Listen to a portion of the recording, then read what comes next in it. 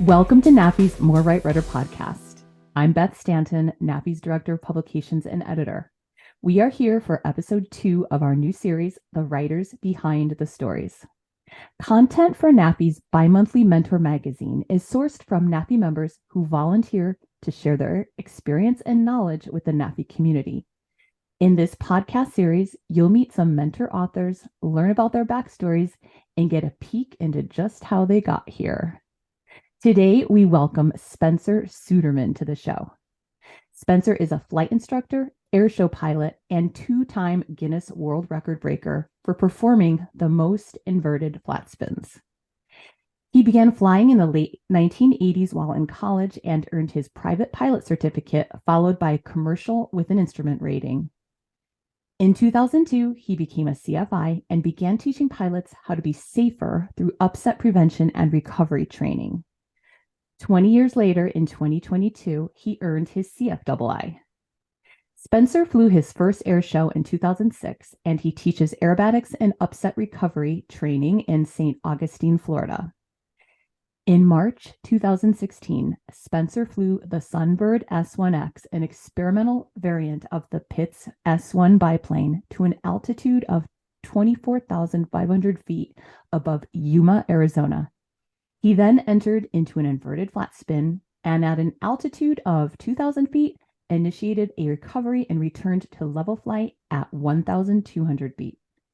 That day, he set a new world record of 98 inverted flat spins, breaking his previous world record of 81 that he set in 2014.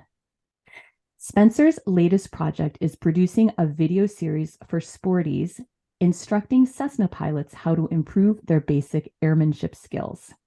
He also has a YouTube channel that is filled with educational and entertainingly snarky videos.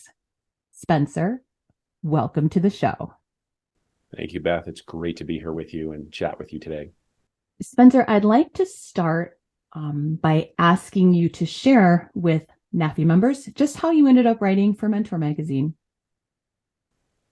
Well, I want to say there was a stringent evaluation period and a lot of test writing and showcasing myself. But really, I seem to recall you and I ran into each other at the Garmin tent in Oshkosh and started talking. And you said, "Hey, you should write for the magazine." And I said, "Okay." And that's really how it happened. Now, let's not forget, you and I have a long history together. We're fellow aerobatic pilots. Birds of a feather certainly flock together, or shall I say birds of a feather fly in formation together. So you already knew some of my background and capabilities. And I think it was just opportune and somewhat serendipitous that we were both oogling the eye candy in the Garmin tent and ran into each other and started chatting. And that's how it happened.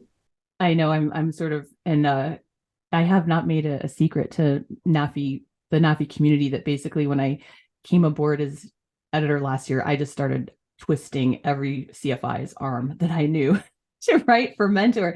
And when I ran into him, like, "Oh, Spencer's a CFI. I'm going to make her write for Mentor." So you were great. You were gracious enough to say yes. So thank you for that.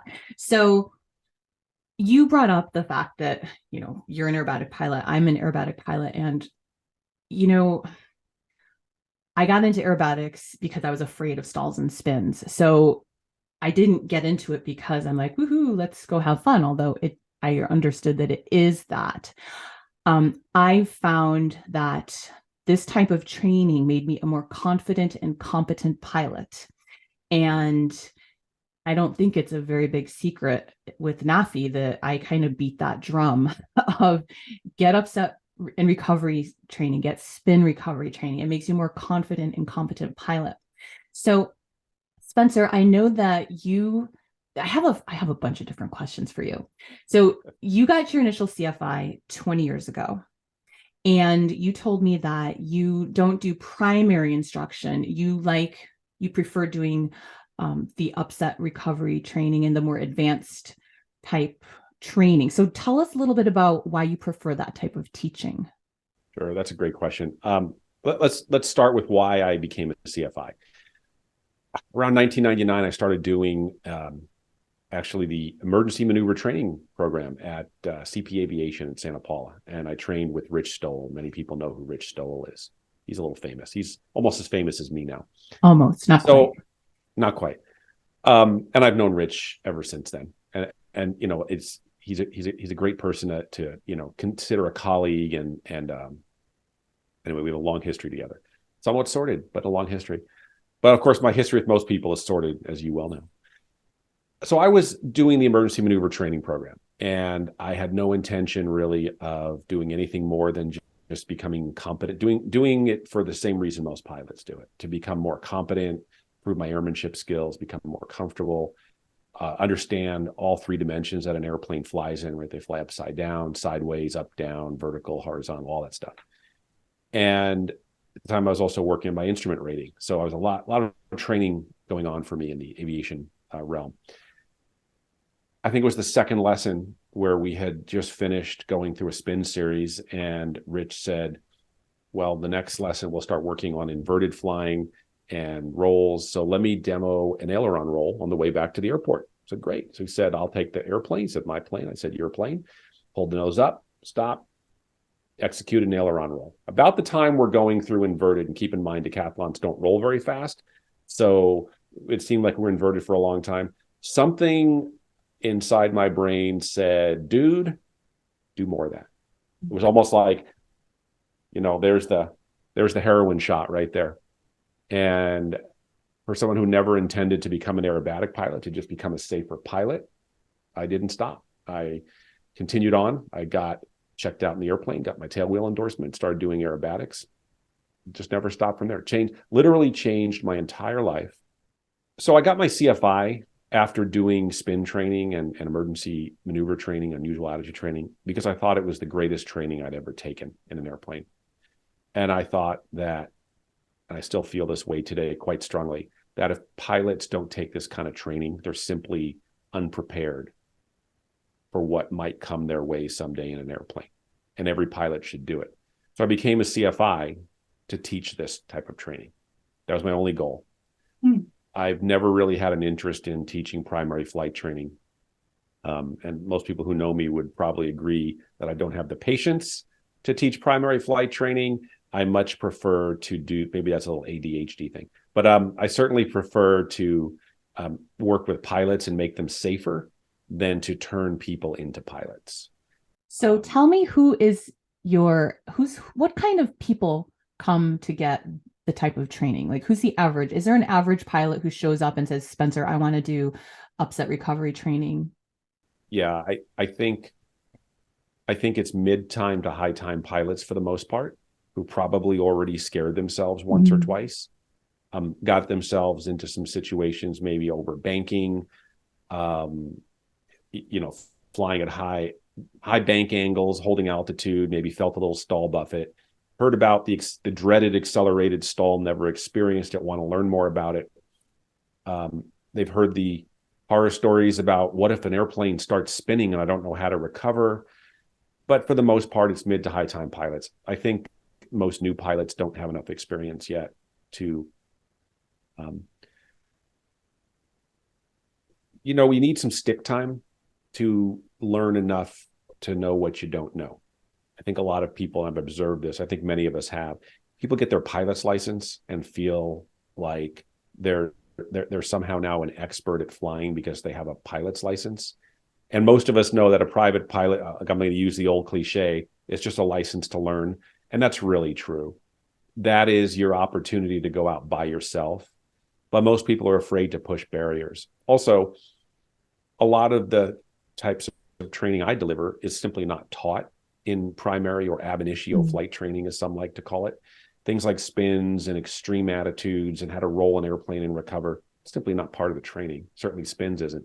It probably should be, and it'd be nice if it was, but it's not. So people are being taught in many cases by instructors who only did their spin training endorsement to get their CFI and don't themselves have a lot of experience in it and can't even, I think, explain it well enough to new pilots. So they sense the fear from their instructors. And I think if all instructors would learn more, would actually become a little more than, hey, I got my spin endorsement by doing a couple of spins in an airplane with another instructor. I think we would turn out a lot fewer scared pilots. Well, it's so funny as I'm listening to you describe your average pilot, and I'm like, I was the exact opposite of that. Like the DPE was signing my ticket, and I'm like, where do I get this training? Because I'm freaking scared. And it's funny because I just automatically 3 weeks after my check ride started flying aerobatics, and then 8 years, that's all I did. And one of our local DPEs around here in Northern California, when I was president of the International Aerobatic Club chapter 38, and he asked me to come and do a fast safety seminar to a group of CFIs on spins. And I'm like, Vince, I'm 150-hour time, like something like that, brand new pilot practically, private pilot. You want me to come and talk to a bunch of CFIs, like talk about feeling like an imposter? He's like, Beth, this is the flying you do this all the time. And I was like, yeah, you're right.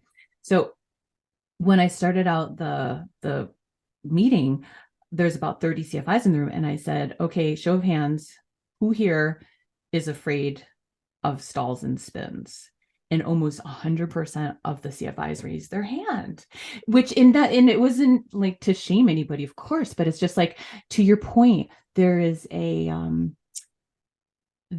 gap in the training / frequency of training and just being comfortable with maneuvers. Like when at first you're like, oh my God, spin is like this terrifying thing that's going to kill you. And then when you're just like, oh, spin is like, oh, raise the nose, let it drop, recover. It's like not a big deal.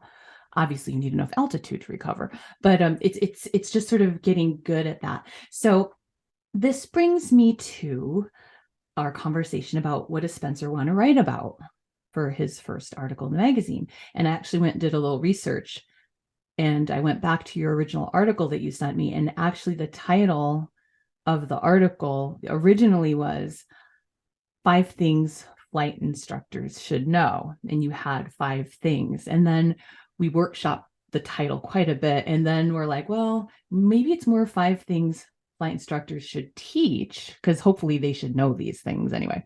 And then after, you guys, this is how the magic is made behind the scenes at Mentor. How we find sausage is made, not the magic. This is how the sausage gets made. Well, sausage can be magical too. We came up with the title Undertaught Topics because that really sort of encapsulated what you were trying to convey. So let's talk briefly about what are the 5. And by the way, you guys, Spencer is also going to be, this podcast recording will be dropping in early to mid-July, and Spencer will be doing a presentation at the NAFI Professional Development Center at Oshkosh on Saturday, the 29th at noon. So you could see him in person talking about undertaught topics. So tell us a little bit about how and why you chose those 5 topics to discuss in your article, and then you will also be talking about it at Oshkosh. Yep. The 5 topics that I wrote about, and I'll review them here in a moment, really come from the experience I have teaching airmanship and upset recovery and prevention, or UPRT training, in many cases to flight instructors and CFIs. You know, as a side note, a lot of people who come and take this kind of training are CFIs who realize they don't have enough of this experience in their background and actually want to learn more. And the interesting thing is, by the end of the first lesson on one of these training programs, they've already done more spins than most CFIs have ever done, including what they did for their initial endorsement, their spin training endorsement to be a CFI. So it's really interesting. But the 5 topics, and of course I have them on my computer here so I can remember what they are in detail, are what happens when you do a cross-controlled stall or slipping stall. Let me just run down them, and then we'll dig into them a little bit. And the spoiler alert on that is the airplane does not spin just because you're stalling with rudder in, because it's a slip. But we'll talk about that in a moment. Then this really gets to the whole, I see a lot of people who are afraid to slip an airplane, and slipping is just it's a key skill. It's a basic skill. It's a key skill, but it's an important skill and a tool any pilot might need. Spin entry is not a spin. This sounds so obvious, right? Spin entry is an entry, but a spin entry is not a spin. I've seen many people want to treat a spin entry like a spin from a recovery perspective and want to use the power, aileron, rudder, elevator recovery technique to recover from a spin on a spin entry. But a spin entry, or the incipient phase, is not a spin. You actually don't need to do pair. You simply need to unload the wing or release the back pressure on the yoke or stick, and it'll simply stop entering the spin. Because when it's not developed, by the time you do pair, you're most likely to induce it to spin the other direction. We'll dive into that a little bit. I've seen people do it. It's really interesting. Number 3 was why slipping all the way to touchdown in a crosswind is better than the crab and kick it straight method. We see this all the time at airports. All you have to do is sit in an airport where there's a lot of training activity and watch people come in to land with a crab and then try to kick it straight and land on the runway. It's horrible. It's ugly. It's comical at times, but it's just not good airmanship. So we'll talk about slipping all the way to touchdown in a crosswind. Number 4, how to do a turning slip. Notice a lot of this is built around slips and pattern work. I think that's where people are really struggling. I see a lot of, especially the mid-time pilots, we're still struggling to land an airplane consistently without a horrible, hey, we all bounce once in a while. I may have bounced once or twice. Beth, you I'm sure haven't, because I know you're fantastic. But, there's still a lot of people who just never seem to get comfortable landing. And it's easier than you think when you use the right technique. And becoming proficient at slipping, especially when you practice 180-degree power off to landing maneuvers, right? Where beam the numbers, you pull power and fly it to the numbers while doing a 180 turn. Most of that should be a turning slip. And I've asked people, to do that, and most of them have never been taught how to do it. So that's definitely a shortfall. The last one is my favorite, the impossible turn, or perhaps we should call it the improbable turn, because so many people have rationalized that it can be done. And frankly, a lot of those people crashed or not with us anymore. But some people have done it. They've done it successfully. So really, the possibility of an improbable turn, if you lose power right after takeoff, should you turn back to the runway? Well, my question to people when this comes up is, have you practiced it? They go, what do you mean? Do you know that if you don't have your engine, what the sink rate is on an airplane in turning flight? They look at you, or look at me, with their eyes glazed over. What do you mean? So clearly, they've never gone out and practiced, engine out emergencies and tried to do aggressive turns. By aggressive in an engine out, anything more than 30 degrees, just to see what would, obviously do it at safe altitude, just to see what would happen and how alarming the sink rate can become if you overbank the airplane and pull too hard and try to turn. So I'm not suggesting, and I never suggest to people they should try it, because honestly, for most Cessnas, or most airplanes, I believe, the engine, the loss of power after takeoff emergency checklist specifically says, I know it does for set number 8 on the Cessna 172 checklist, says land straight ahead. So if the checklist itself says land straight ahead, you lose power right after takeoff. Why do so many people think they should even try to turn around? Especially if they've never practiced it at altitude before and never learned for themselves how the airplane performs. And more importantly, how do you perform as a pilot? How will you handle that emergency?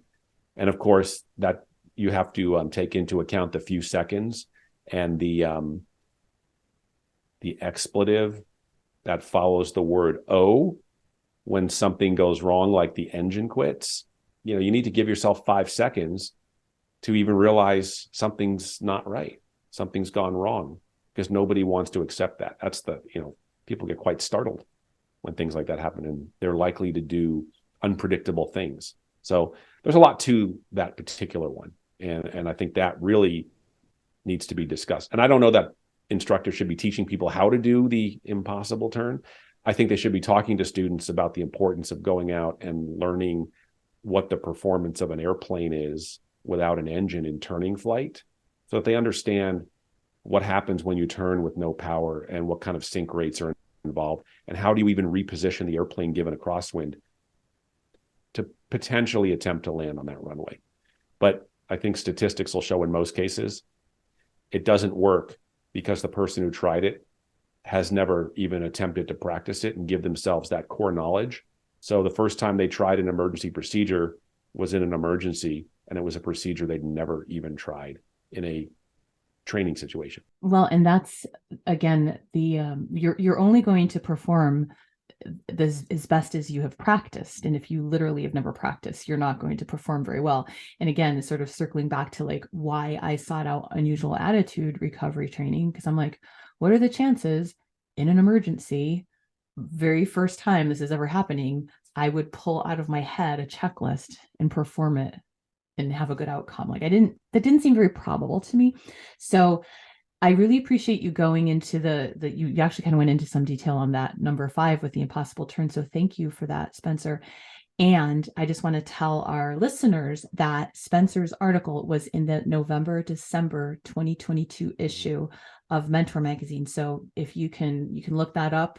It's on your coffee table. I'm sure it is. Or you can go online to nafinet.org and you can go into the archives and there's a PDF of it posted to the website. So no, it's a fascinating, all of these are very fascinating topics, under-taught topics, and good conversations to have. So I'm really happy that you agreed to speak on this at Oshkosh also. I know it's going to be very, very well attended. I want to shift gears a little bit, Spencer, and ask you, this is in relation to 20 years after you got your initial CFI, you went back and got your CFII. So I have a couple questions here. One is why did you decide to do that? And 2, how was training different? Nowadays we have tools and resources available that we didn't have 20 years ago. I think flight simulation, online resources, social media, forums, websites. There's so much more now. So I guess these are 2 separate questions. So why CFII and how did you find it different? Sure. So let's go back to 2002. November of 2002 was when I became a flight instructor. So about 2 years prior to that, I got my instrument rating. We all know you need an instrument rating to become a flight instructor. And I had already been pursuing my instrument rating. I got that in 2000.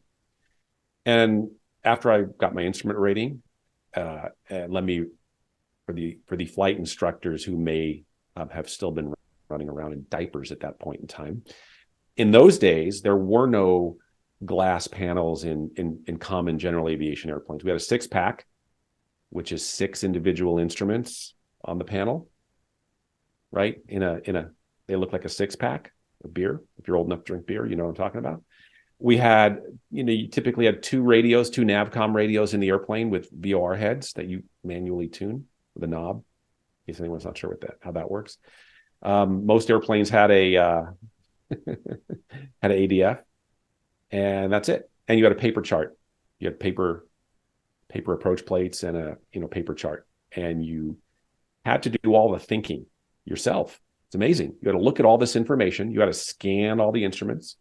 You had to make sure your radios, you manually had to make sure your radios were tuned to the right VORs or ILS or localizer or whatever by listening to the little Morse code beeps and things like that.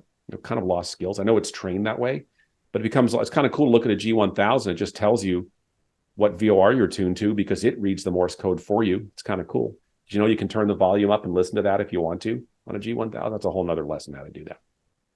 But that's how I learned how to fly IFR.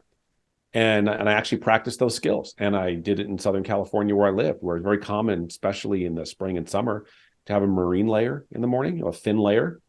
If you had an instrument rating, you could get out of the airport and go wherever you're going for lunch. And usually by the time you got back, that marine layer was gone because I flew near the coast. So marine layer was, a common thing. And then in 2003, I stopped flying instruments. And the reason is, that was the year I got my Pitts Special. That's when I got my Pitts S2B. And aerobatic flying seemed to be a lot more fun than instrument flying. And it was for a lot of years. And you already mentioned all the cool things I did in aerobatics and with aerobatic planes. So my instrument skills just really were not needed during those times. I didn't fly in instrument conditions. Wasn't necessary. Most aerobatic planes are not IFR. So you just don't use those skills. And I was just too busy having fun doing air shows and flying upside down, all that good stuff. After I moved to Florida in 2018, I did my last air show in 2017. I sold my S2B. I still have a Pitts S1. It's still in Santa Paula. That was supposed to be the third record-breaking airplane. That's a whole nother story. Some people know that story about me losing a prop and doing an emergency landing in a pitch with no prop in a Whiteman Airport in Los Angeles. So look that one up. I will tell you a Pitts does glide farther without a prop on it. So if you're ever having trouble with a Pitts, if you can ditch the prop, you will definitely glide further. Anyway, moved to Florida, got involved in doing aerobatic training here. And after a few years, I just thought, I really want to renew my instrument skills. They've gotten kind of rusty. And most airplanes now, are in fact, most training airplanes are Garmin G1000 equipped. You find at flight schools, your typical Cessnas. And I'd used the G1000 over the years. I've had students or people I'd flown with to do flight reviews and things. So I've used the equipment, although not in instrument conditions, just in VFR conditions. But I thought now's a good time to go do an IPC, get current again. And as long as I'm going to do that, I might as well go get my CFII, because most people who know me know I don't do anything halfway. If I'm going to do something, go all the way. That's why I didn't just do aerobatics. I became an airshow pilot. I didn't just do air shows. I broke a world record with an aerobatic maneuver. That's just my nature. That's the ADHD part of it, right? That's just the air show pilot mentality. So I found a flight school that had my requirements were to find a flight school that had airplanes with G1000, not that hard to find, and an instructor who could help me pass the CFII. Well, as we know, at most flight schools, the instructors don't stay around very long. Most of them, will turn out a few primary students, maybe some instrument students, very few turn out CFIs. So that was an interesting experience. I flew with a couple of great guys, but, look, no offense, they were in their 20s. Well, I'm not offended by people in their 20s, well, maybe a little, but, they're in their 20s, and they both told me they had never seen or flown an airplane with a six-pack. They're like, what's that like? Like, well, it's different. You have to use your brain more. Right? Because the equipment we have today is great. There's so much information, and the engineers who've designed this equipment have done a great job giving you access to information and presenting it in a way that it makes it really easy to fly in instruments by yourself, much safer than it's ever been. So, it's interesting to fly with people who'd never seen a six-pack, never flown instruments that way. They're like, what's that like? I'm like, you mean like having a paper chart in your lap, not having a tablet in front of you with your charts on it? It was different. Anyway, I got through it. Did my IPC after a few flights of getting unrusty, getting familiar with the G1000 and using it effectively, and then just went on and passed my CFII check ride. And I'm glad I did. It was a great experience for me. It's good to always be a student in flying. I think we all know that, but it's great to always be a student. And I'd already done some videos for Sporties. So they said, hey, why don't you do an instrument? So Sporties, as everyone knows, does various promotions. They did IFR month in March. So they asked me to do a video series, just go out and fly IFR, show people what it's like to fly IFR, so that people considering doing it see that it's not scary. The horror stories are mostly untrue. And if you're well-trained and you use modern equipment, it's safer than it's ever been, truly. Well, that was a nice segue, Spencer, because I wanted to talk next about your foray into Sporties lands. So Spencer is pretty irreverent, sense of humor, just go look his stuff up on YouTube. You'll see it's really entertaining and really funny. So when he told me he was doing this series for Sporties, I'm like, how does that work in Spencer? Because you probably have to kind of be a straight man to do the Sporties videos. So tell me a little bit about how that all came about. And I thought you've done several different series for them, I believe, too. I've done 3 series so far. It started last year. I did a series on advanced pilot skills, and these are all on Sporties YouTube channel. It's all free content. And really, it's part of their marketing approach to bringing people into their website, their collection of digital assets where they sell courses, and everyone knows what Sporties is and who they are and what they do. And they do a great job. I had done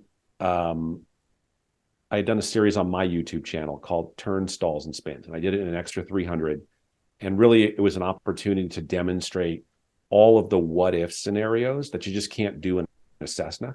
It wasn't really a bunch of aerobatics, although certainly aerobatics were part of it because that's how you create the environment to show these things. But I really wanted to show, well, what happens when you are recovering from a spin and you're using the pair recovery? Why is power the first thing you have to remove? So I did spins where I just put the power in, entered a spin, and actually gave it full power and showed how flat spins occur. So that shows why power is an aggravating factor. So I demonstrated these things in a plane that's certainly more than capable of doing what are frankly not very scary, or to me anyway, not very scary, complicated, or dangerous maneuvers in the right kind of airplane. I would never suggest to someone they go out and put a Cessna in a spin and add the power. That's probably not a great idea. However, in the right airplane at the right altitudes with a person who's comfortable and competent to do it, you can show some really great examples of why it's important to do pair, why pair is the way it is, why it's power off, ailerons neutral, opposite rudder, elevator unloaded. And I did all these things and I showed them, and I showed how crossover spins happen, which if you've never been in a crossover spin, one of the most fun and violent things you can do in the airplane, next to negative snap rolls or outside snap rolls, which we can explain that one later too. But if you like violence in airplanes, I've got a lot of it in that series, and it's great. So I did that. And Sporties, who I knew from some of the training I was doing, they were doing other video series with Patty Wagstaff at her school where I did some teaching. So I got to know the folks there, and they said, hey, could you do a series like that for us, but in a Cessna? And I said, no, I can't do that stuff in a Cessna. That's why I did it in an extra. And I would have done it in a Pitts, but I didn't have one handy. They said, no. Don't do the same things, but do something like that where you could kind of push the envelope a little bit and show some advanced things that in many cases pilots are just not seeing or getting from because it's not part of the syllabus of normal flight training. So they asked me to do a 10 episode series called Advanced Pilot Skills with Spencer Suderman. I did it, and it came out early last year. And some of them are more controversial than others. For some reason, gliding a Cessna is a very controversial subject. Now, granted, I'm not going to shut the engine off and actually glide a Cessna for a training video. But people are like, well, if you really want to show how to how far a Cessna glides, you should shut the engine off. Well, I don't think that's something anyone should do on purpose. And I certainly don't think it's something you should video and put on YouTube, because people will do it and think that's okay. Anyway, that's a whole nother, again, what you should and shouldn't show on YouTube is a whole nother story. And I certainly would like to enjoy the use of my pilot's license for a very long time. So I won't be doing most of those things. But I did that for them, and they got a really good response from it, and it drove the marketing behavior they were looking for. And then they asked me to do a series early this year for their IFR promotional month, March, for Learn IFR month. So I did a series on that where I did some approaches, and I did a couple in instrument meteorological conditions, and that made a great video to show, hey, this is what it's really like to fly by yourself in the clouds in a well-equipped modern airplane. And then I just finished a series that came out for their Learn to Fly month, and just showed some basic, hey, this is what it'll be like when you learn to fly, and actually took somebody flying who had been in an airplane but had never been in a pilot seat, and the subject of training. And we, her name was Paula, put her in the left seat, and we just went out and did basically a first lesson or a discovery flight, if you will. And it was really interesting, a lot of fun for her, it's fun for me. So I think we'll be doing some more stuff together with Sporties. They like the product I'm putting out for them, and they're getting good response. It's driving their marketing efforts. Well, that's awesome. And Sporties is also a very generous sponsor of NAFI. So it's great that there's all this cross pollination and collaboration. I mean, obviously aviation is a very small universe, and I just love the fact that you're stepping away from your aerobatic stuff and going more towards the roots of your training. Because, to be honest, most pilots don't fly in Pitts and they don't fly in extras, they fly in Cessnas. So there's value. What a shame most pilots don't do that, isn't it? There's value in both of that. And that's what I think is so great about this. And I actually pinged Jim Burke, who's president of the International Aerobatic Club, and he wrote, I asked him to write an article about International Aerobatic Day, which is June 24th this year, in putting it in Mentor magazine, because I'm sure there's plenty of CFIs and there's plenty of students who would really like to explore this aspect of flying to become a safer and more competent pilot. And it's like it's a exit road on how to get there. So that's why I'm so happy that you decided to share your knowledge with us, Spencer. You're special. You're a little different, and so in a good way, mostly. And so no, just so like for people listening to this podcast, they can go look at your videos that you've made on YouTube, your Spencer Suderman videos. They can look at your Sporties videos. They can get in touch with you. The International Aerobatic Day article, I printed the calendar of events, so it's all over the country. So all over the world, it's International Aerobatic Day.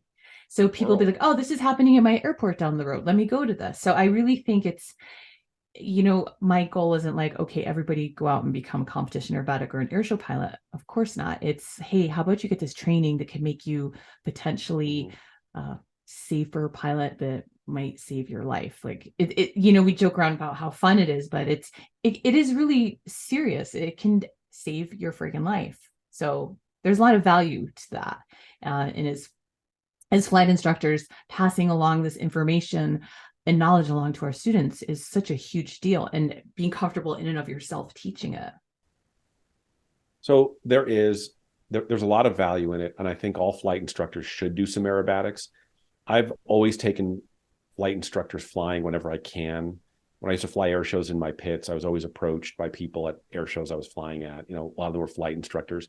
And anytime I could, I took flight instructors flying. There's a lot out there who've been in pits with me, in my pits, and just had a great time and learned something that they could pass along to other people. Mostly just how great it is to not be afraid, of course, in the right airplane, to not be afraid and to understand that you can recover from any unusual attitude. And attitudes are only unusual if they're unusual to you. To me, no attitude is unusual. Or same with you, Beth, because we're used to and comfortable flying aerobatics and being upside down, right side up, sideways, going forward, sliding backwards. It's just part of what airplanes do. So in an emergency, you find yourself there, and most emergencies, you're not going to find yourself inverted. That's highly unlikely. You may find yourself with an extreme bank angle and losing altitude very quickly, nose down. That's not hard to see how that would happen. Just understanding that there's a right way to recover from that, and having the skills and the confidence to simply do it without panicking about it. It's a great feeling when you're in an airplane. Years ago, I was giving a talk I used to do a lot of talking, and I continue to proselytize unusual attitude. Do a lot of talking, Beth, I've noticed. I know. Well, and it's about unusual attitude training, and go get your spin recovery training already. I was talking at an EAA chapter, and this elderly gentleman came up to me afterwards, and he said, I've been afraid of spins for 40 years.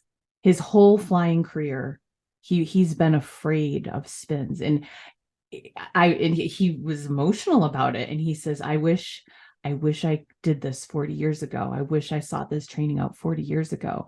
And my heart I was like, oh my gosh, like this, we talk about the joy of flight and the beauty of flight and the freedom and how exhilarating it is. And I think for so many people, there's an overlay of fear and tension and gripping that doesn't have to be there. And so if you can just get yourself a little bit more comfortable and, just have that not be in the back of your head as much.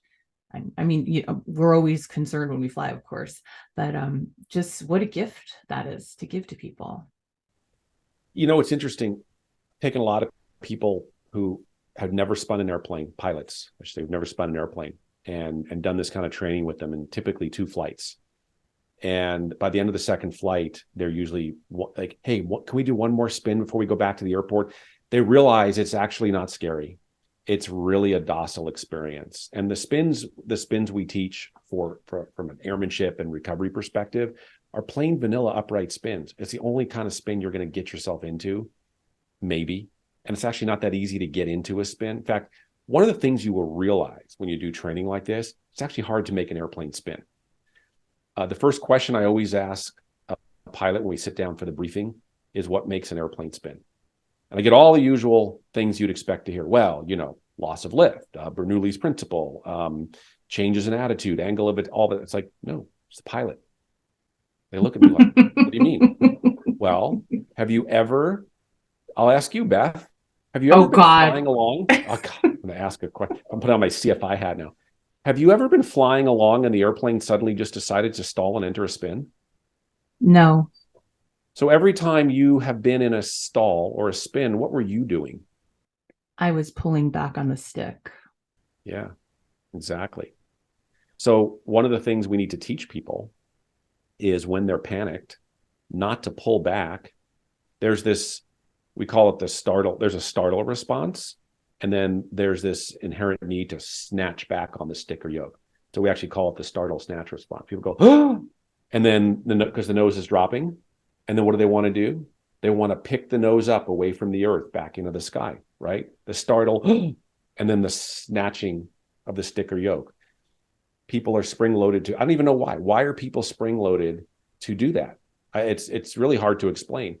But one of the things we teach in this kind of training is have the discipline to unload. I say be spring loaded to unload. Oh, a bunch of alarms just went off around here. Be spring loaded to unload. So when things are going wrong, like perfect example, you're doing power on stalls with a student. You get to the point where, the nose breaks and starts dropping. Most students will go, oh, got to pick that nose up. If you actually just unload, then the plane will fly. You don't have to do opposite. This was my point about a spin entry is not a spin. You don't need to do pair. You're doing power on stalls and the nose breaks, and typically the nose breaks to the left because that's the direction of all the left turning yaw tendencies from the propeller. Just simply unload the airplane and fly away. It's really that simple. And when I show people that, they go, wow. Even CFIs, had a lot of CFIs, they go, wow. I'm like, you don't even have to reduce the power. You just have to unload and let the airplane fly. It wants to fly. But if you're holding it back, if you're holding the yoke back or the stick back, it's going to stay and it's going to do all kinds of things that could be scary if you're not used to what happens. As an instructor teaching this, I've gone beyond. I've gone up and shown people that what happens when you leave the power in and just hold the yoke or stick back, and we just watch what happens. And actually, it's not that's not as scary as you would think. But most instructors will never go that far, because as soon as the nose breaks, they want to do something. And really, you don't need to do much. Just need to unload and let the plane fly. And that's part of it. It's just teaching people to have the right reaction which is what builds comfort. Well, I think that all of the information that you've shared, even just listening to this one episode of the podcast, you've given so much great information for people to really think about and to hopefully encourage them to perhaps seek out this training, or to encourage their students to seek out this training. Sure. So as we wrap up, Spencer, I have one final question for you that I'm just really curious about. You've done Beth wants to ask me one more question. I always get nervous. Well, you should. I'm curious. You've done so many cool things over your long aviation career. What is the absolute favorite thing in aviation that you are so grateful that you got involved in this endeavor? I think just being involved in aerobatics, and not just being involved in it, but being able to share it with other people. So one of my greatest pleasures, if you will, has been taking people for rides, not just pilots, taking pilots and other flight instructors for rides in an aerobatic airplane, and showing them really what the rest of flying is all about. Because if all you do is fly around, at less than 15 degrees of pitch up or down and less than 45 degrees of bank, you haven't really experienced flying until you've rolled an airplane and been upside down and done loops and hammerheads and really explored what airplanes can do. And sharing that with people who've never done it and have been a little bit scared, and just expanding their point of view on flying, I think is amazing. It's one of the things I really enjoy doing. I've also had the privilege of taking a lot of fighter pilots flying, because I've done air shows and many different military bases. And it's really interesting to watch fighter pilots react to something like a Pitts, because it does things a Pitts can do things an F-16 and F-15 can't do, like go backwards, like do tail slides. We can fly inverted and push negative G's in a way you can't in a jet. And that's all these guys and gals typically want to do. They want to get inverted and they want to push a lot of negative G's until their head hurts. If you've never pushed negative G's, all that blood going up in your head hurts. They all want to do it. They all want to check it out.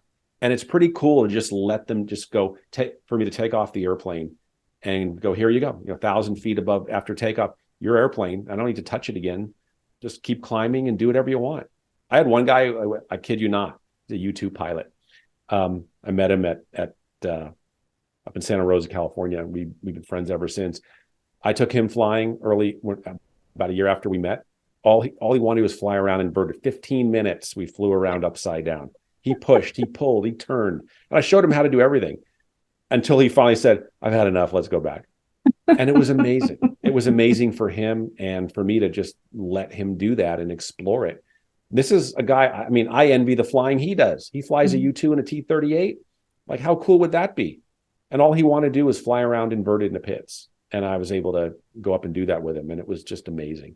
Well, how wonderful that there's just this diversity in flight and aviation and flight training, and that we can share experiences with each other and learn from each other. And that's why, again, Mentor Magazine and this podcast series, it's just getting information out there to people and helping people learn new things that maybe they never considered. Oh, I didn't even think I might want to do that.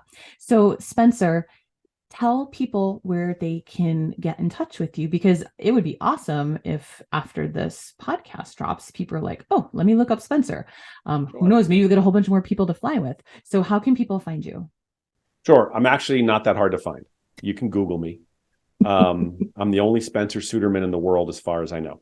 Thank God. You can find me on Facebook, Spencer Suderman Aerobatics. You can find me on YouTube. My YouTube channel is Spencer Suderman. You can find me on LinkedIn. If you're on LinkedIn, connect with me. Although I actually work in the IT industry. That's what I normally do Monday to Friday. Flying is my big avocation. So I sort of downplay the flying there a little bit, although I do tend to publish articles there that relate flying to business issues and concerns. And I share things I've learned in flying that relate to business. You can find me. I have a new website that's up now called instacfi.com, which is a way for students and flight simmers and pilots to connect with instructors online and get online training via Google Meet and using flight sims. So just launched that last week. There's a bunch of instructors involved. You can find me there, and that's instacfi.com. So I'm not that hard to find. I mean, you awesome. found me, Beth. I ran into you in the Garmin tent. If I tried to, if I looking at all the eye candy. Well, Spencer, thank you so much for being on the show. It's been a lot of fun, and it's just, I think, I'll just never stop preaching, get that unusual attitude training. And when you see the world that way for the first time, it's never the same again. And, not only is it just such an amazing experience, again, it might save your bacon someday. True. Thank you, Beth. I appreciate you having me here. Thank you. Thank you so much, Spencer. Well, thank you for joining us for the Writers Behind the Stories on NAFI's More Right Rudder podcast.